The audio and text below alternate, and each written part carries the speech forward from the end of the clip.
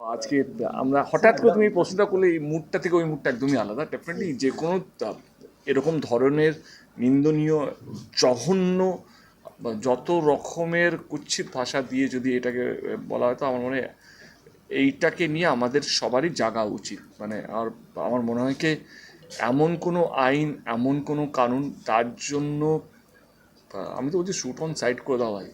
মানে এই ধরনের লোক যদি যদি চিহ্নিত হয়, এই লোকগুলোকে যদি সত্যি ধরা পড়ে এবং তারা যদি করে থাকে কুকর্ম থাকে, তাদেরকে বাঁচিয়ে রেখে তাদের পিছনে সরকারি টাকা, তোমার আমার ট্যাক্সের টাকা নষ্ট করে লাভ নেই।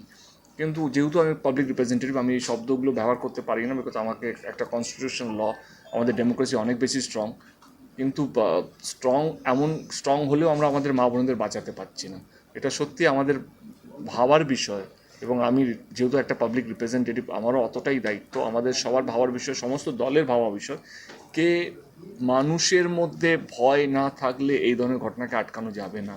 এমন কিছু নিয়ে আসতে হবে, এমন কিছু করতে হবে যেখানে যেখানে এই মানুষগুলো, এই যে মানসিকতা নিয়ে ঘোরে, তাদের মনে ভয় ঢোকাতে হবে। তার জন্য সরকার বলো, প্রশাসন বলো, কনস্টিটিউশন বলো, বা আমাদের কোর্ট বলো, সবাইকে একসাথে এসে এমন কিছু করতে হবে, এই মানুষগুলোকে চিহ্নিত করে তাদের পিছনে সরকারি টাকা মানে না খরচা করে এমন কিছু শাস্তি দিতে হবে যাতে অন্য মানুষ